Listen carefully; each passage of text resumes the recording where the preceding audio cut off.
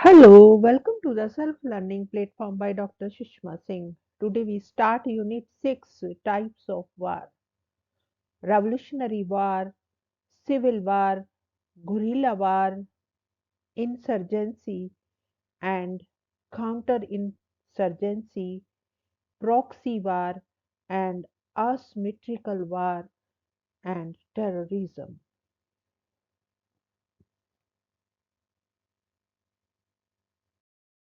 Let us have introduction about the unit. In the earlier chapter on types of war, we saw that the discussion of war is done at two levels. At one level, the discussion concerned the conflicts between the nation states. War, as is normal understood, is international, where two or more nations fight on issues of differing national interests. These interests may focus on ideology, power, territory, or simply perceptions of each other. At another level, one can see that the discussion centered on conflicts that occur within nations. These conflicts may arise to oust those who hold the reins of power.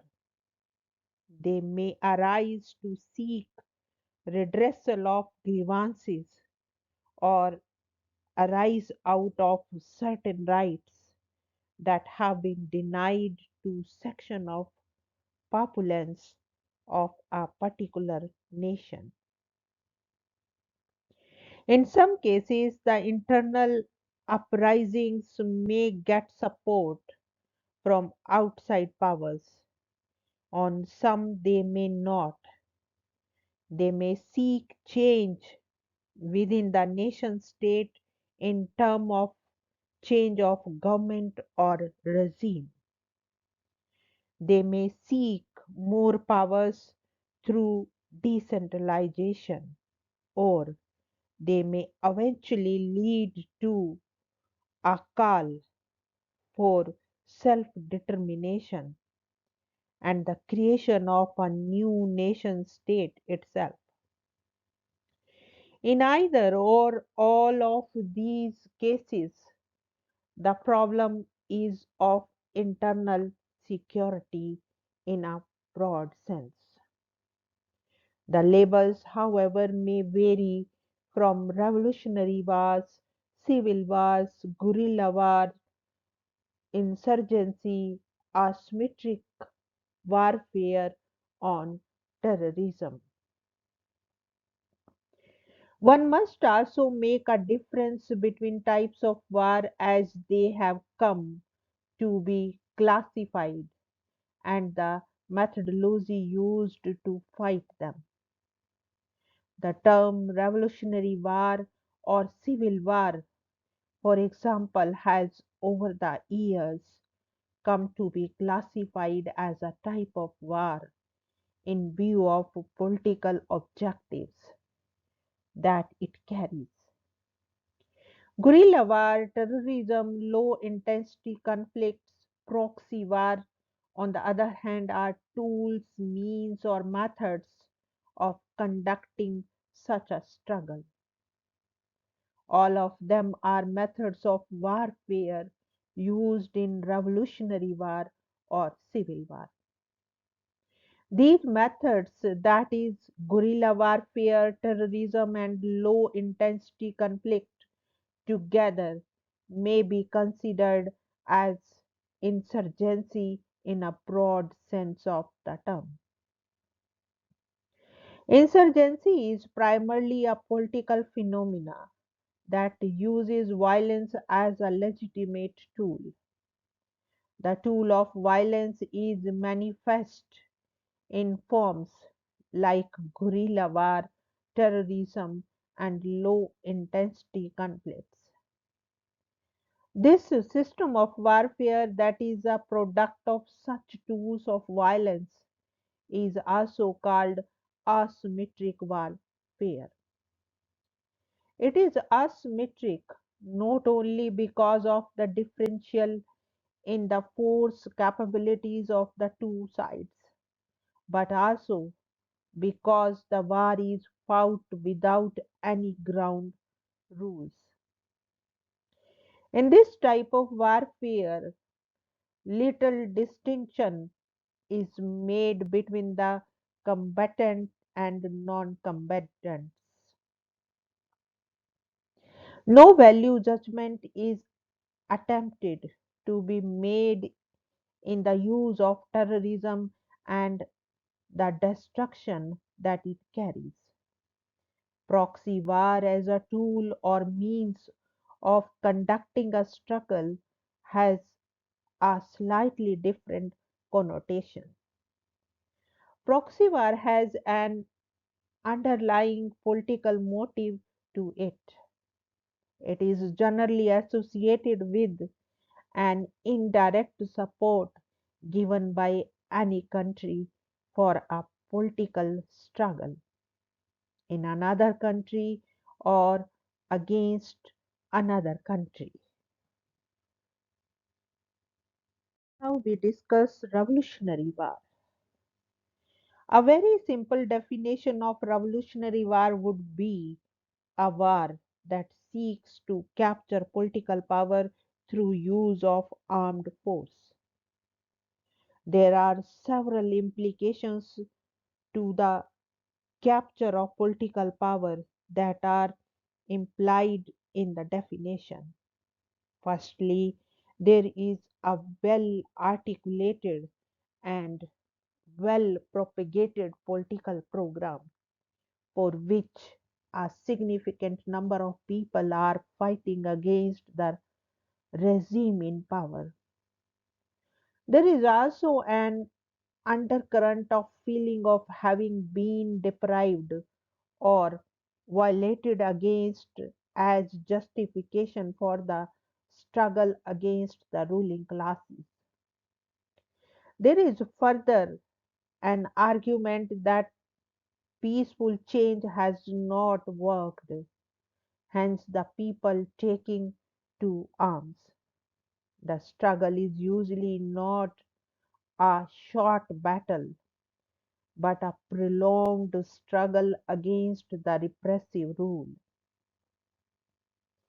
In most cases, the struggle is likely to be a violent one, though not all revolutions are violent. Essentially, there is a degree of consciousness about the objectives, the goals, and the methods used to conduct the struggle. The objective must be revolutionary in the sense it seeks a fundamental change in the existing system of power. Revolutions shake the political socio order in the society. Leon Trotsky once actually argued that the final revolution in the world would consist of a series of small and violent upheavals going on everywhere, lasting perhaps for generations. The Americans have never experienced a modern political revolution, which is the overthrow of an established government to form a new society, not just a new government. The American Revolution was really a war of independence. It gave America freedom and a new government, but it left the essentials of the American society under unchanged. It was the French Revolution that gave the word to its first modern meaning. Revolution was more than making right the things that were wrong. It was an apocalyptic program of a total social transformation and rebirth of a new society, and with it a new polity. Revolutionary war is essentially a domestic phenomena. It is not an international war in the sense of a war between two states. Historically, revolutionary wars have been episodes in the time span of nation states. They may have their own bodies of thought, ideologies, myths, and legends. They may also have their own successes and failures. If a revolutionary war fails, it may be dubbed as a revolt or rebellion by the ruling regime. Success would classify it a liberation struggle. The 1857 episode of India was a mutiny for the British historian of independent India have looked at it as the first war of independence. These struggles are usually carried out in secrecy, hence, there would be very little of archival data available except for either subaltern or oral history of the period. Language has always played an important role in revolutionary wars. It is the presentation of ideas, the selling of revolutionary ideas to the public at large, the demonstration of the ruling class, the creation of hate figures, etc., that are keys to the approach to such a war. The polemic is part of the game played to win support. Thus, the government forces become occupation forces, enemies of the people, puppet regimes, fascist, and in modern times, violators of fundamental human rights. There cannot be a political or neutral vocabulary as language itself is used as a weapon. Now let us see history of Revolutionary War. Many students of strategy have always looked to the Chinese military philosopher Sun Tzu on as one of the first strategists who formulated the principles of Revolutionary War. Sun Tzu put great stress on overcoming the enemy by stratagem and not by brute force. It meant submitting the enemy to one's will by non-military means involving struggles in the field of politics, economics, diplomacy, and science and technology. Chanakya or Kotila accomplished a similar task in India. Chanakya presented his perception on how to wage a battle.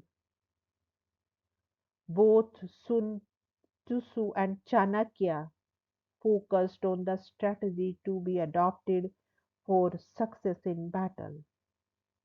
In a sense, they do not constitute the core of the conceptual debate of Revolutionary War as is understood in modern times as a struggle within a nation state. The French Revolution of 1789 was not planned or instigated by conspirators. It was a spontaneous uprising of the masses, the peasants in particular, who demanded more land and fewer burdens, and of the urban folk who were sick of the poverty and degradation they were reduced to. It was partly a struggle of the middle classes excluded from the political power by the feudal society.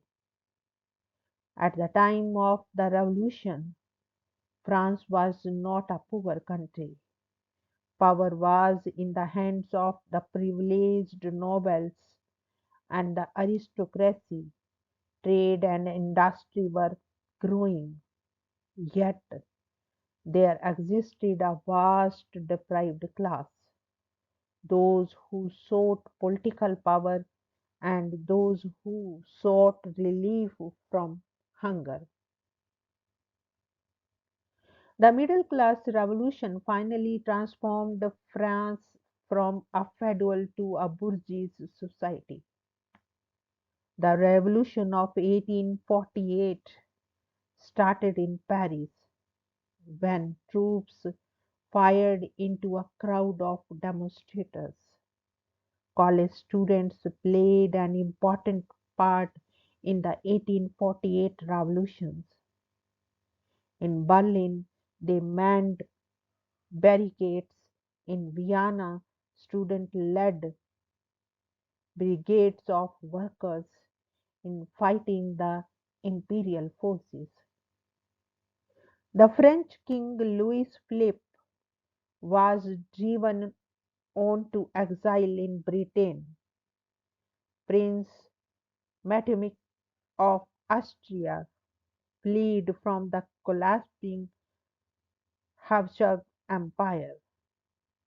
In Prussia, King Frederick William was forced to promise wide-ranging reforms. The Hungarian, Czechs, and the Austrian were in revolt. It looked as if Europe had crossed the divide that the France had crossed in 1798.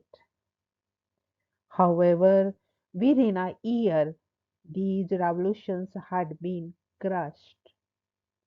The armies had refused to join the revolution, but more important was the growing public fear of the new working class, which had taken part in several uprisings.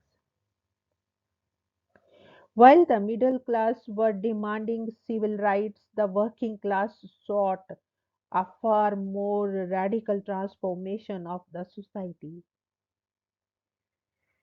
It was the cause of radical transformation of society that came to be championed by Karl Marx. It was in the Paris Commune of 1871 that Marx's proletariat made their debut as a revolutionary class. The Persians' first act of defense was in declaring themselves independent of the rest of the France. The idea of a single city taking on the entire country never seemed odd to the revolutionaries. The rapid and decisive military action taken by the French nationalist government eventually left more than 25,000 dead. Once threatened by an armed people, the ruling class had stopped at nothing to disarm them. There could not be a compromise, yet the memory of the Paris Commune remained indelible. Karl Marx was to write in his dispatches The working men's Paris, with its commune, will forever be celebrated as the harbinger of a new society. It was in Russia that proletariat finally succeeded in realizing the commune's promise nearly 40 years later.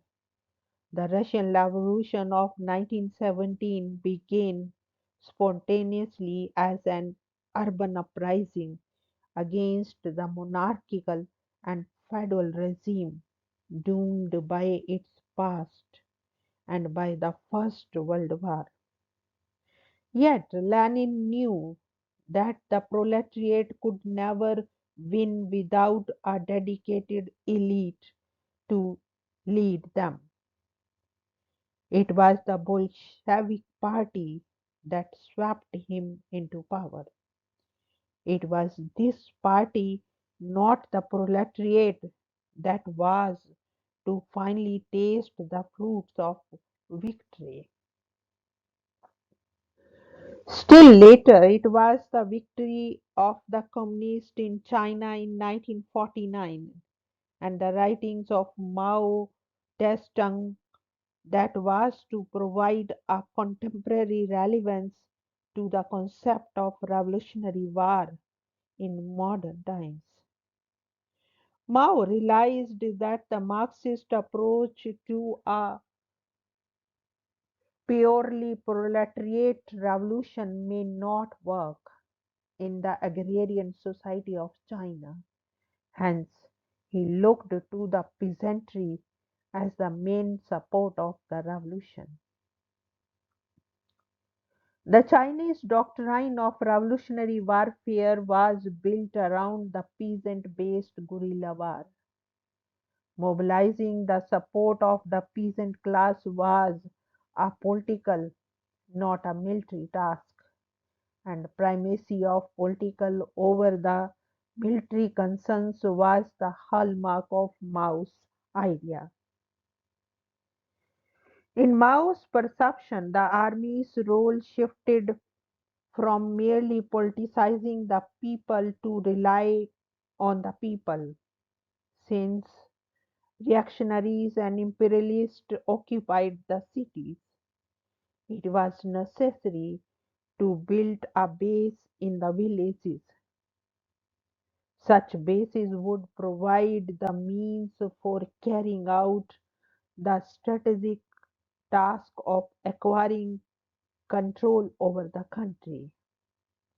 Mao's reliance was on the villages, on the regional forces, and not the main army, on human motivation and not military technique, and warfare and not the political action alone.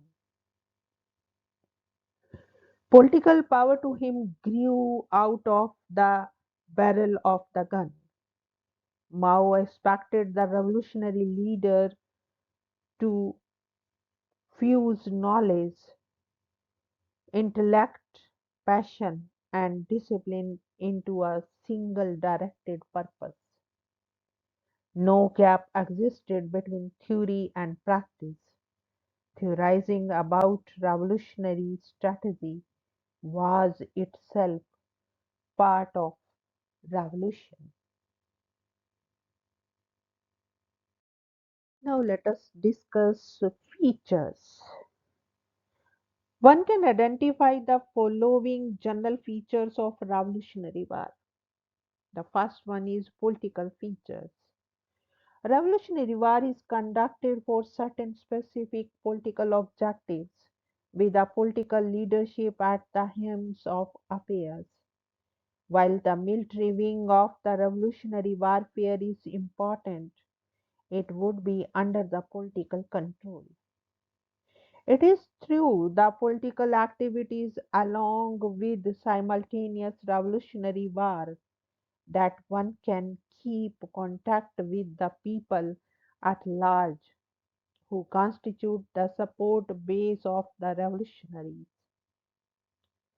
The second is military features.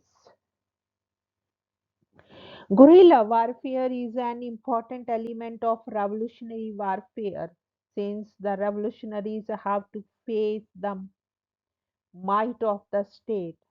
They cannot afford to take on the state forces in direct confrontation.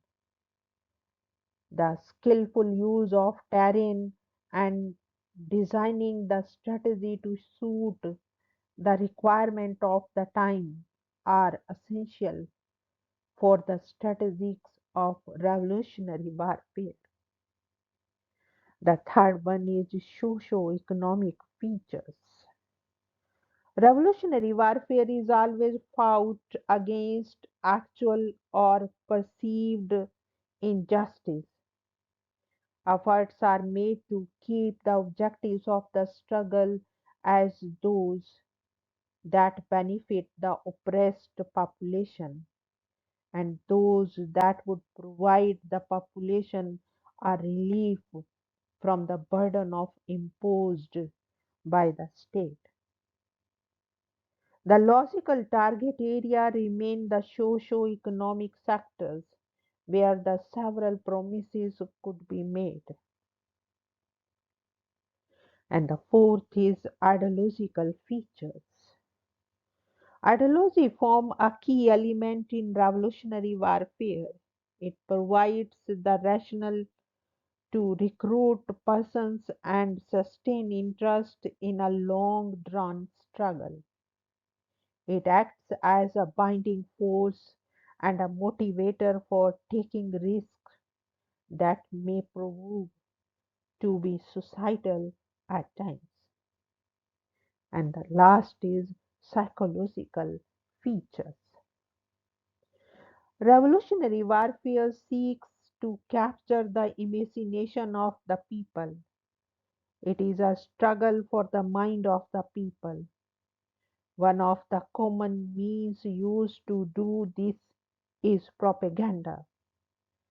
At another level, it is also a struggle to maintain the commitment of the revolutionaries, who may be weary of a long and sometimes an unsuccessful struggle. Now we want to wind up this lecture. Thank you so much for your attention.